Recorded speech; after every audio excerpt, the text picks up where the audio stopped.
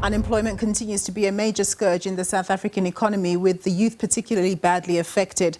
What are the real solutions needed to get the country out of a more than 20-year rut, especially when it comes to the education sector, from early learning through to university and other educational establishments, such that young people are work-ready for an ever-changing economy? Well, to discuss further, I'm joined by Pali Lehohla. He's an economic modeler and the former Statistician General. Thank you very much, Ndade, for joining us. So unemployment levels have really been a crisis in the country, particularly among the youth. Where has the country been going wrong in that this problem has continued to perpetuate, do you think? Let me declare first that I'm not an economic modeler. I'm a demographer and a statistician. There are people who deal with economic modeling. I come in there not so much as an expert in economic modeling at all. However, let me answer the question then, which is unemployment as a curse. Yes, unemployment is a curse in the country, primarily because we don't have the statecraft in economic modeling, particularly econometric modeling, to try and model the outcomes well ahead of time. I mean, if you think about the life expectancy these days, that goes up to 78, up to 80 years. Our modeling, our economic modeling, econometric modeling, despite that uncertainty that the world has, one certainty that has been clear over centuries is that life expectancy is on ascendance continuously. And now that we have confirmed that across the world, on average, life expectancy reaches ages above 60, and in South Africa, 65, 67, then we must be able to plan for 65, 67 years ahead of us. The Chinese plan for 100 years. And that constant factor is the most crucial, because every change in the world is brought about by human beings. And if those have that level of longevity, then we owe it to ourselves as society to model our systems to that level. I'm a demographer. I can make projections in population. And given what we know about longevity, we can actually say what the life expectancy can be. And then, of course, you can model different age groups playing different roles over this generational. But the application of this science that is so certain in terms of life expectancy is not done in South Africa. So we fumble from one stage to the next without factoring what are the stages and what are the stages of demographic benefits. Yes. Yes, that we haven't actually managed to model. Yes. What we try to avoid is to talk about the demographic disasters that we are creating. So, Ndade, what instead of demographic dividends that we have to plan for. Yes, what I wanted to ask you, given the work that you do, the forecasting work that you do, your expertise in demography, which of course the government is privy to, because you issue reports and so on, and presumably you're not the only one.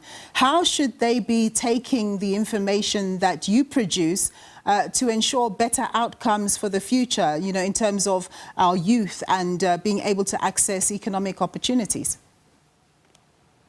My desire, which is a desire that I've always had, even when I was Statistician General, and I made it expressly known, is that when the president sits with his cabinet, the key question is, what future proof do we have on everything that we do? And the future proof starts with intention. What is it that we want to achieve? Do we want to achieve levels of unemployment that is 5%, 10%? If we want to do so, what future proof, what instruments of power do we use that actually give us that future proof? By future proof, I do not mean foolproof. Foolproof is only when we have achieved something. And the foolproof that we have achieved is that increasing unemployment. The question, therefore, that we have to ask is, do we have future proof? We don't have future proof. If we have intentions that are sucked out of the thumb, and we wish, and of course, the proverb is, if wishes were horses, certainly beggars would ride. And I think we are beggars. Yeah. If your wish was to be met, then, How would you expect the government to facilitate the kind of outcomes it would want to achieve? Because we've heard about, you know, the creation of millions of jobs. We've heard about, creating opportunities for young people. But like you say, it's all very wishy-washy. We don't really have finite objectives. But what is it that the government should be doing once it knows what its objectives are? And how does then the private sector and society at large also contribute to the outcome? You are asking a very interesting and important question. And in answering it, and I hope I have enough time, one of the things that the private sector did coming to government in 2020 was to come with targets. And you start with the targets. Now the big question is, now that you want these targets, give me full proof, future proof of how you are going to achieve them. And that rests in econometric modeling. And econometric modeling means that you pool all the other resources around you to create this future. And your econometric modeling and its assumptions must show that these things are achievable and they can be achieved so that the path is very clear. Well, the problem that we have is that we depend on market forces as determinants of what has to happen. And market forces do not have the power of instrumentation which human beings have. Now, instead of using market forces, you have to use heterodox economics because institutions count a lot for outcomes. Markets gravitate towards equilibrium, and equilibrium is a first. Nothing like equilibrium exists in the world. But human beings do make things happen and happen to their desires. And those desires hopefully are benevolent because desires can be very, very terrible.